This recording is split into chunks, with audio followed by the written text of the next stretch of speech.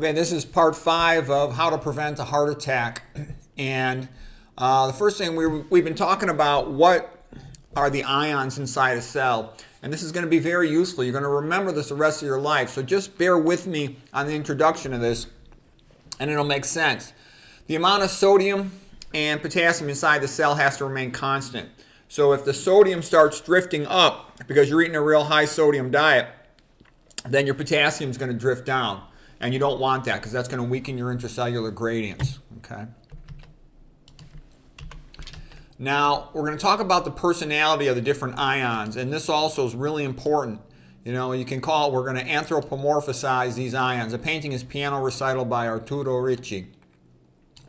So what happens is when the calcium is going to be the big mama. In a family, in most families, the mother is, in the Western world, is the big controller of everything. Okay, so in ions, when calcium comes into a cell, it controls everything. So here is mama. She walks in the door. She knows everybody. She tells everybody what to do. She's the one who made all the contacts to plan the party, plan the piano recital. Okay, so when calcium comes into a cell, it activates the cell to do whatever that cell does. For a neuron, that'll be to release its neurotransmitter. For a muscle cell, vascular smooth muscle cell, the heart, that'll be to contract, cardiac muscle cell. Okay, and that's really important.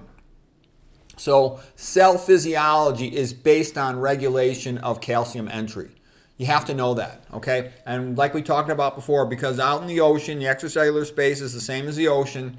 The salt water rinses against the rocks, calcium carbonate. Calcium is always high in the extracellular space. And it normally should always be low inside the cell except for those moments of activation. So just remember, calcium is big mama and she's totally bossy and she's not reasonable. Like, you know, my ex-wife used to come home and she'd walk in the kitchen and the kids would not have put the dishes away. She'd go, "What the F is this? I work all day and I come home and I'm supposed to do the dishes? Get over here. You do the dishes," okay? And then she'd look in the living room. We have 5 dogs and there's dog crap all over the place. The other kid was supposed to clean up the dog crap. "Hey, you! What's going on here in the living room?" Okay, and then me, I'm supposed to do something, whatever it might be, clean up the garage or something. She says, "Where's that lazy husband?" Okay, so anyways, she's just going to boss everybody around and make them do stuff. Okay, remember that's what calcium does. All right, now here's dear old dad. Dear old dad is hardworking potassium. And he's just trying to work all day long to pay the bills, make sure, you know, everybody's got their bills paid and is doing okay. So he is the grunt, the middle class, okay? He makes the trains run on time. So this painting is Train Station by Edward Lamson. Here's Work by Ford Maddox Brown. And that's dear old dad, just hardworking, kind of quiet. And potassium, remember, comes from intracellular, from plants. P for plants, P for potassium. Magnesium is more of a hero, like Charlton Heston and Ben-Hur, hanging on to the reins to keep the horses together. And magnesium hangs on to the 2nd and 3rd phosphate of ATP to make sure they don't break apart prematurely. They want to break apart because they have a strong negative charge on them. But magnesium makes them stay together until the appropriate moment in the chemical reaction. So magnesium is the hero. Magnesium also does something special. It blocks the calcium channel receptor on the postsynaptic neuron of a brain cell. This is called the NMDA receptor. And magnesium sits in the middle of this calcium channel because it's attracted to the negative charge inside the cell. And that's very important because magnesium also, M for magnesium, M for mellow. It mellows people out. It helps them to sleep better, to calm down, less anxiety, less insomnia. And that's because it's blocking this activation channel. When calcium enters that postsynaptic neuron, it becomes activated. So magnesium slows that down, which is exactly what you want to happen. If the person's magnesium deficient, and about 90% of Americans are because they don't eat enough plant foods, then you'll have less magnesium in this NMDA receptor, and it's easier to activate the postsynaptic neuron, meaning people are more prone to anxiety, insomnia, and things like that, and mood disorders. Okay, sodium is like the angry poor.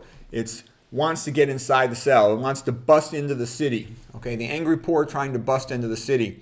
And that desire to get into the cell can be coupled to doing useful work, so the cell takes advantage of that. So here's how a cell actually really works. You built up the gradient of chemical gradient of sodium like more than 10 times higher outside the cell than inside the cell. You built up an electrical gradient whereby you have a negative charge inside the cell. So that's called an electrochemical gradient. And the sodium, the angry pore, wants to bust in. Now, once calcium has come into the cell, and you need to then pump it out right away. Imagine, think of a boxer hitting a speed bag. Pop, pop, pop, pop, pop, pop, pop. You have to punch, relax, punch, relax, punch, relax. So that means you have to have calcium come into the cell to contract the triceps muscle to punch, but you have to be able just as quickly to push it out of the cell so you can relax that muscle and bring the fist back. And it's like that for all kinds of activities all over the body. And the way you do it is you've got things like the NACA exchanger. Na for sodium, Ca for calcium. This can pump out thousands of calcium ions in 1 second. The body and cell physiology is way, way, way more complicated than the most complicated computer in the world. It's very, very sophisticated. Okay, so that's again how you can hit a speed bag and do all kinds of things real fast. That's why we can talk so quickly. All right, so anyways, this is coupled to letting sodium come into the cell, and that's used to spin this thing like a rotating door at a big hotel entry site to then pump the calcium out and turn the cell off.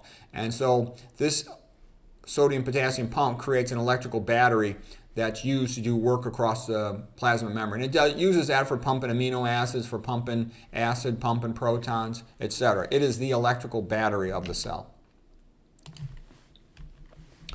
Okay, and then what you need to know is that you need to eat a minimum K factor, meaning ratio of potassium to sodium, of at least 5 to 1. Really, we're designed to eat, I think, 10 to 20 to 1, but at a minimum, 5 to 1. Meat tends to be about 5 to 1. Fruits can be, as much as 100 to 1, okay? But you need to eat a lot of potassium. The processed food, though, the problem flips this around. Processed food has a lot more sodium than potassium. I'm going to show you what this is all about on an upcoming slide. Okay, here's the K factors. And you really want to hit the print screen on this button. I'll put myself down here in a corner. Fruits have K factors, meaning they've got the ratio of potassium to sodium as high as bananas, 450, okay? But fruits in general are about 100 to 450 on their K factor.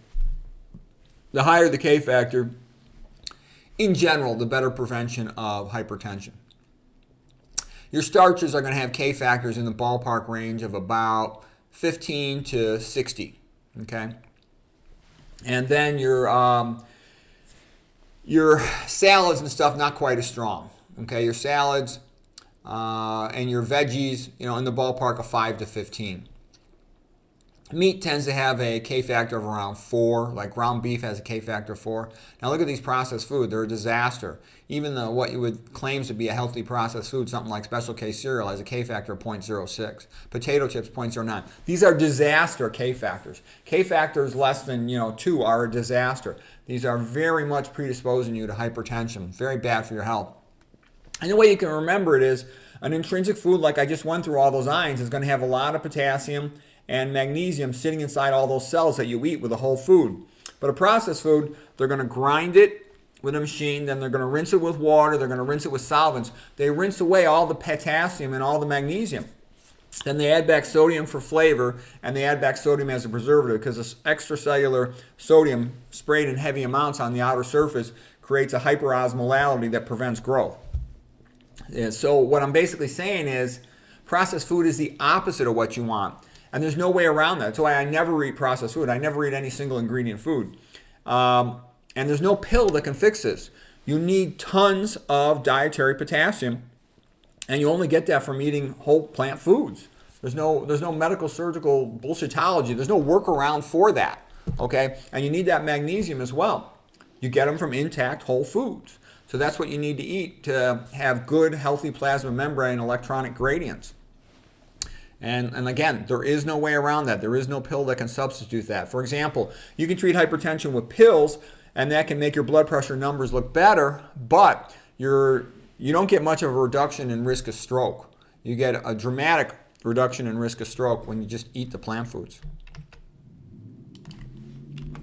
Okay, the next slide is caloric density. And basically, the lower caloric density, the faster a person loses weight. So if you want to lose weight, eat a low-fat vegan diet and eat a higher percentage of veggies. You can go as high as 50% of your veggies. Don't go higher than 50% of veggies or you'll get sick. It's very difficult to eat that much veggies. Caloric density of a liquid oil is like 9 calories per gram. With seeds, it's about 6. With meat and cheese, it's about 4 calories per gram. With starches, it's about 1 calorie per gram. The reason is starches are not a pure carbohydrate. There's lots of fiber. They're basically carbohydrate wrapped in fiber. So they're about 1 calorie per gram. And then veggies are only 1/10 of that. So early satisfaction of hunger comes from stretching the stomach. Later satisfaction of hunger will come from maintaining a normal blood glucose level. Starches overall are the best way to satisfy hunger. Because with a starch, it's got pretty good fiber, so bulk to stretch the stomach, early satisfaction of hunger. Then it takes time for the digestive enzymes of the small bowel to peel off the fiber, separate it so the glucose can be absorbed. So your glucose comes up relatively slow, stays normal a prolonged amount of time. You feel good, in the zone. That's what starch does for you. That's why it's the best food in the world.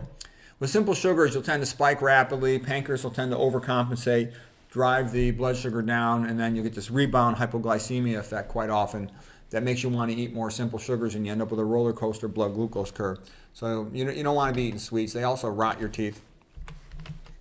Okay, here's just showing you the average amount of fat in typical foods.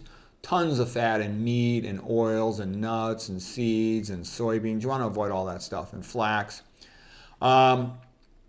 Starches, are anywhere from about 1 to 16%. Oatmeal's kind of fat, about 16% of calories from fat. Quinoa, about 14%. Garbanzo beans, about 13%. But you look at potatoes and sweet potatoes and white rice, they're only 1% of calories from fat.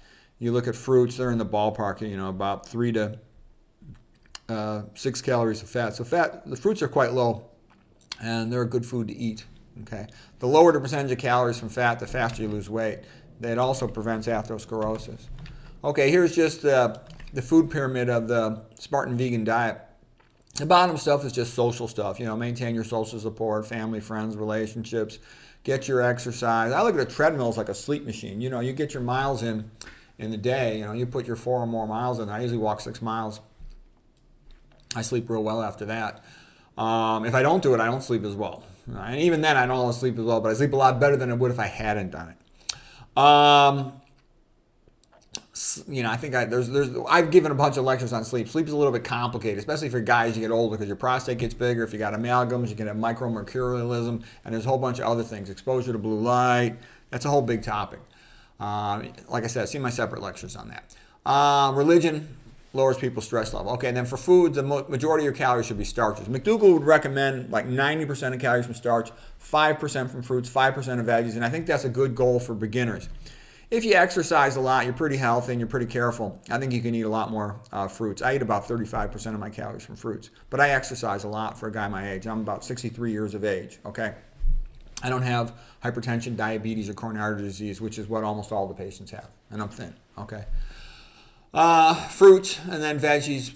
I eat about 5% of my calories from veggies. Now, vitamin B12 is a real controversial thing. I've actually decided to stop taking vitamin B12, but we don't have time to talk about that anymore. But that's a big subject. We don't have time to get into that one today. Okay, now here are the 7 deadly sins. So this basically is Sir Galahad. Sir Galahad the Pure had made himself worthy to find and seek and attain the Holy Grail. And at one point he got into a fight with the 7 Knights of Darkness, who he thought represented the 7 deadly sins, because they had imprisoned a bunch of maidens in a castle, the Castle of the Maidens. So these are some of the common pitfalls I see in people who are trying to improve their health. The most common one is they start thinking the Mediterranean diet is a good diet. The Mediterranean diet is not a good diet. The Mediterranean diet is the Antichrist diet because it promises salvation, but it does not deliver. Stay away from the Mediterranean diet. Anybody who promotes the Mediterranean diet is an ignoramus or a liar. You need to know that. And I know what you're thinking. Well, there's so many people, so many influencers that recommend the Mediterranean diet. They seem so nice. They seem so sincere. They seem so thoughtful. And what I'm going to tell you is people need to pay the bills. They need to support their families. You don't make any money with the low-fat vegan diet. My channel is not monetized. I don't make any money with this. I just think it's kind of fun to be the best doctor in the world, and I need a hobby, so I do it, okay? But I don't make any money with it. If you're going to make a living with this nutrition business, you got to be selling stuff, okay? Omega-3 supplements, protein powders, nuts and seeds, promoting olive oil for the corporations, promoting coffee and tea. All of that stuff is nonsense. All of those foods are bad for your health. Olive oil is bad for your health. All oil is bad for blood flow and is atherogenic. All fat is atherogenic. All animal foods are bad, including fish and chicken. The Mediterranean diet is a joke. It's a big lie. All alcohol is bad for your arteries, bad for your gut as well. All caffeine, coffee, tea is bad for your health. Okay? It's a major stimulant, so it increases brain metabolic rate while simultaneously dropping the caffeine, dropping brain blood flow as much as 20%. So your metabolic rate of your neurons is going up, your blood flow to your neurons is going down. That's a bad combination, increasing the risk of apoptosis, programmed cell death, excitotoxicity. You don't want that. Okay? All of these things are super fat. Flax, soy, nuts, seeds, and avocados. Anybody who tells you that those are good for you is BSing you. And I'm telling you, it's not ambiguous. Look at the old papers. I've given perennial lectures on it. You know, there's always some low IQ conformists who tell me, oh no, flax is good for you. I'm like, read the old papers, okay? And how is something that fat going to be good for you? It's that damages your reproductive tract. That's goitrogenic, okay? And then it's typically nowadays not organic, processed with hexane, neurotoxin. Soy is for chumps, lowers fertility rates, bad for the female reproductive tract, lowers male sperm production. Come on. The reason why it's subsidized is another way to decrease the number of the you-know-whos, the proles, okay? What about bottled water? I don't like bottled water. I think it is too prone to containing microplastics. It can be sitting on a truck in a warehouse for a long time, or a warehouse for a long time. It'll have estrogenic chemicals in it potentially, fluoride in it, and who knows what else. Better to have a reverse osmosis filter at your house and then store your water in glass if you're going to bring water with you to work. Okay. Now here is Sir Galahad in the Castle of the Maidens. And here his biggest challenge was to avoid temptation, as all these lovely maidens were kind of lonely and eager for his company. There's a great skit about Sir Galahad in the Castle of the Maidens from the Monty Python and the Holy Grail movie. So if you go to YouTube and you just type that in, you'll find it. It's quite funny. All right, here's just showing that if you go low-fat vegan, you avoid all the chronic Western diseases, okay? If you eat the standard American diet, you're screwed. You're going to be fat, sick, and stupid by the time you're 60, if not sooner. If you eat the East Asian diet, Japan, Korea, China, which used to be reasonably healthy, about 90% of calories from white rice and then 5% fruits and veggies, what got them in trouble is way too much sodium, especially in Japan. They're eating like 12 to 14 grams a day, and they're also smoking like a chimney, all right? Nowadays, they're kind of screwed because they're eating a lot more animal foods and fried foods. Big problem with the Indian diet, people from India, is they eat way too much fried food. They also eat some dairy, you know, in the form of ghee, the butter-like substance, and the yogurt. But because they eat a lot of fried food, that just destroys their health. So even if a lot of them are skinny, they often have very poor health with coronary artery disease and diabetes. Low-fat vegan is how you win. You want to win the game. You want your Johnson to work. You want your eyeballs to work. You want your brain, your spine, your heart, everything else to work. This is the best chance you get. I've been studying this for decades and really trying to understand it, and this is the best you can do that I'm aware of. So that's why I do it. Okay, and then also I say it kind of comes down to you make a choice. You want to go God's way or man's way. So like the average dummy from the public schools thinks, oh, the science has advanced so much. Oh, bullshit. People are fatter, sicker, and stupider than ever before. There's more diabetes, more hypertension, more coronary arteries than ever before. If people are so smart and science is so good, why are people sicker than ever? Because it's all a big fake, okay? The typical chump eating the standard American diet or some Mediterranean diet variation thereof end up on drug, doesn't work, then they go for surgery, chop, bye-bye money, dead prematurely. Okay, man's way is expensive, it's painful, and it doesn't work well. God's way works, okay? You know, Genesis 1:29, you know, I put every plant on this earth to be food for you. Okay, eat the low-fat vegan diet, avoid toxins, filter your water, and it's free, it's available to everybody. You have to eat food anyways. Get your exercise, get your sleep, get your sunshine, maintain your social relationships, be religious, all that stuff. That makes people healthy. It's not rocket science, but it works.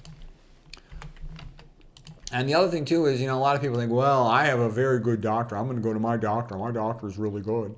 Oh, yeah, right. Most of your doctors don't even know the stuff I'm talking about in your video. 99.9% of doctors don't even know what I'm talking in this basic video. Okay, but here's the key thing. I got some real smart doctor friends that actually do know nutrition. What they tell me is the patient has all the power. The patient is the one who chooses what they eat for breakfast, lunch, and dinner. The patient is the one who determines if they exercise, if they get their sunshine, if they're religious, if they have purpose in their life. Okay, do they have good sleep habits? Do they quit smoking and drinking and never use MSG, MJ, caffeine, any of this crap? The typical chump just goes to the medical idiocracy, conventional medicine, where they give them drug, and it never seems to work very well. And they're just the typical illiterate, conformist, trusting pros, okay? You want to take charge of things. You can trust yourself. I wouldn't trust a drug company, would you? Okay, and here's Christ leading the people out of the Valley of Tears, nice painting by Gustave Doré, and this reminds me of leading the way out of Plato's cave from all the nonsense and brainwashing that the typical chump believes. And you end up being like Adam and Eve, and what you want to do is keep your indoor heating and plumbing, okay? That's the secret of health. I say this based on decades of trying to figure out what is it that makes a person healthy. Is try to live like Adam and Eve, walking around outdoors in extended family groups, looking for plant foods, getting some sunshine, sleep at night when it's dark. McDougall says eat 90% of your calories from starch, 5% each from fruits and veggies. I say if you exercise more, you can eat a lot more of those calories from fruits. Like I eat about 35% of my calories. That should say fruits right there. I wrote starch by accident. It should say fruits. This is the Adam and Eve painting by Bruegel and Rubin. And if you do these things to make yourself worthy, you shall find the Holy Grail. And the Holy Grail of healing is a low-fat vegan diet and living how humans were meant to live. In extended family groups, walking around outside all day, looking for plant foods, getting sunshine and exercise in the daytime, sleeping at night. So there it is. I hope you found this helpful. I think that's the last slide. Yep, the end. Okay, hope you found that helpful.